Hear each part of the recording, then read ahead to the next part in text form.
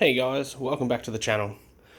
So today, before I get into all the fun stuff, as you can see in front of me here, I've got a whole bunch of parts. So I thought I'd run through some of the bits I've got, show off a couple of other nice things there, and then we can get into today's activities. So I'll probably start off first. Actually really happy with this. The owner's manual came in, again thanks to the good old eBay. So this is literally a brand new owner's manual. It's never been written in. All the service receipts never been torn out or anything like that. So that actually probably won't live in the wagon because I don't really want to get damaged. But for me, I'm very picky on things, and just having stuff like that in the car sort of just to me adds a bit more value to it. Not necessarily monetary, but it just completes a car a bit more. So really happy that came in really good condition. As I said, it is a brand new NOS one, so I'm happy that arrived. Also, thanks to Holdcom Auto Parts, the repo gear knob. Now this thing is amazing. So over the years I've had a few Commodores. I've obviously had a few manual ones, and from what I can see, this thing is pretty much bang on to what the original ones were like. Yeah, it's not 100% genuine, but for something like this, in my opinion, I'm quite happy with the way it is, the quality of it, the feel. So I'm really looking forward to getting that into the car later today, to see how it's like. But I'm really liking that. So shout out to these guys, because that is a brilliant part, and it's good to see that companies nowadays are starting to make more and more repo parts for these Commodores that are good quality, that will withstand the test of time. So again, really happy with that one. Alright, so I've also got, now this will be for a future, my mounting kit for the radiator came in from Rare Spares. Again, another great part, quality bits and pieces in it, so I'm looking forward to putting that in. So I've gone and got a price to get my radiator rebuilt because it's starting to look a little bit sketchy. So when that gets done, I probably won't do that straight away. It's okay for now, but I'll do that down the track. I'll install the mounting kit then. I also have from Rare Spares one of their new Bonnet release cables, because mine in the plastic part here wants to start jumping and pulling out. But to install that properly with a ball in the end with a radiator, it is blocked off. You need the radiator out of the way to install all the cable properly. So I thought, while the radiator's out getting repaired, I can rerun the new cable and have that all in, and then once the radiator's done, I can use the mounting kit to reinstall it all, and that'll get that done and be a nice clean installation. So that'll come in a few weeks. The stepper drill bit's a bit of a weird one, but the previous owner decided they wanted to install subs and amps in the wagon, and thought it'd be a great idea. From what looks like, they've just got a screwdriver and punched a hole in the firewall. Looks rough as guts, and then it's a bit of a shit spot to get to. So I'm hoping, now this isn't obviously probably the best fix in the world, but I'm hoping the hole's not too big, so I'll step it out to what size is the smallest but cleanest, and I'll be able to get a grommet to fill that hole just to tidy up.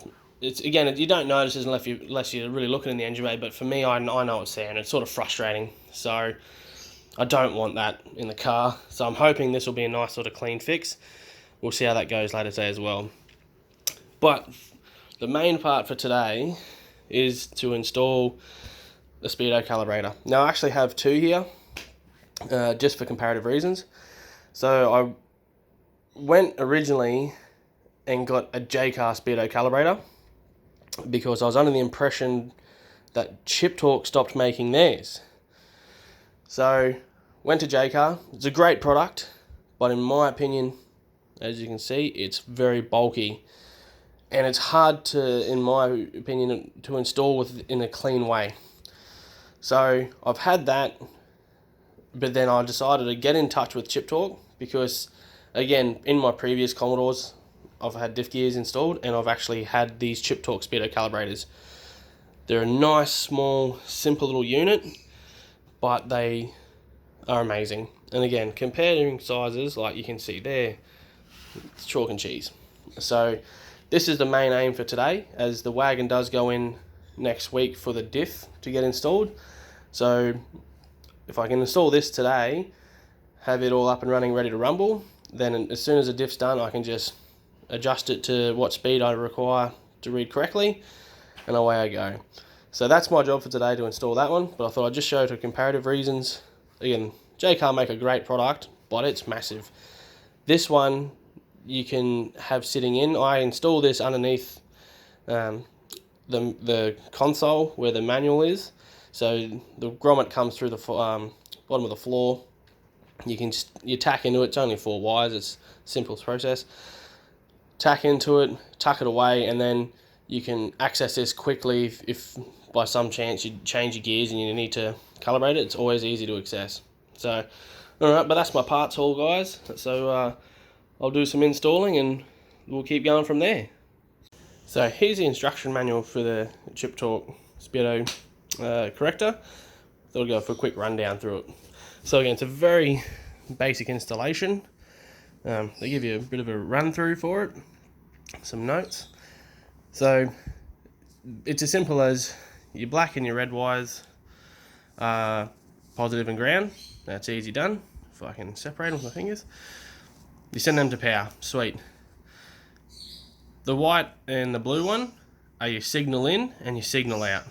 So in the Commodores, in the early ones, it's a purple with white wire, I believe.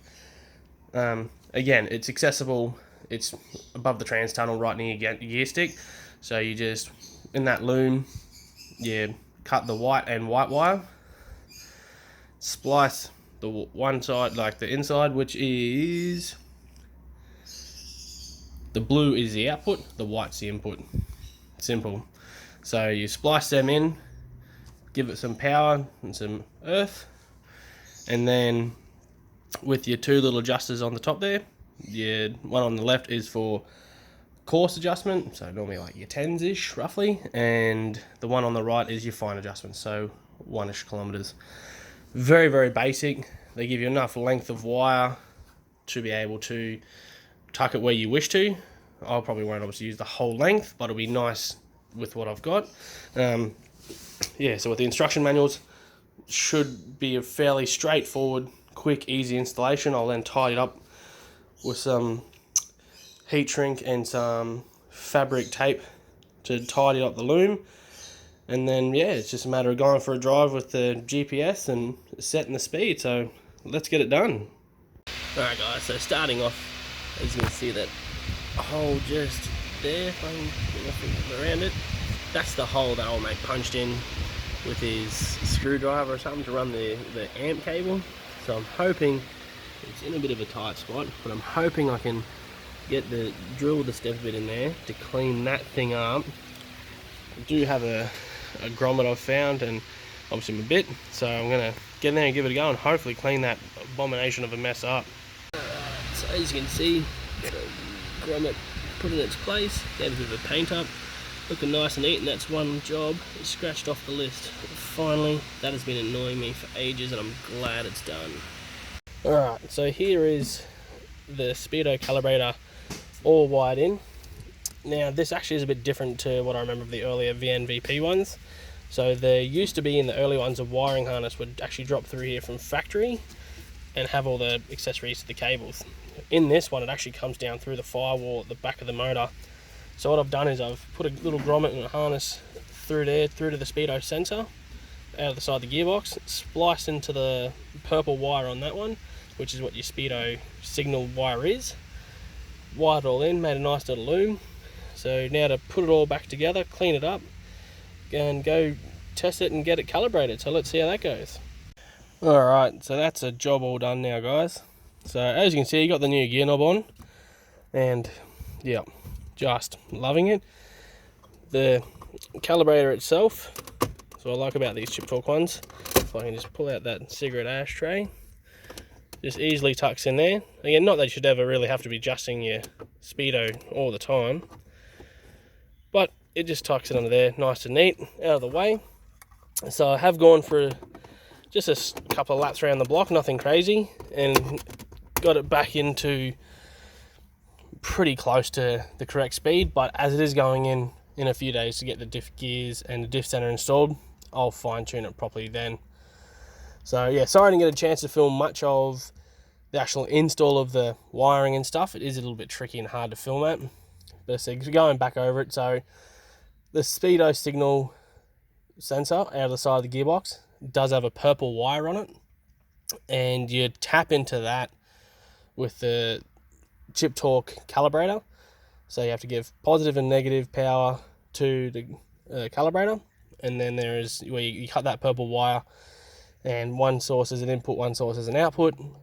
You tap into that, and then from there, with your fine adjustments and your coarse adjustments, you can set the Speedo to be accurate for what needs to be done. So that's all done. I'm super happy. Again, gear knob's lovely. Glad I got all my little jobs done. Happy with all the little parts coming in. Still waiting for my new floor mats. It'll be super good when they arrive as well. But for now, this is me done for this week. And then next week, yeah, I'm really looking forward to having the different gears. It's really going to liven this thing up and make it a bit more spirited to drive. So yeah, thanks again. Cheers for watching and liking and subscribing, and I'll catch you boys next week. Bye.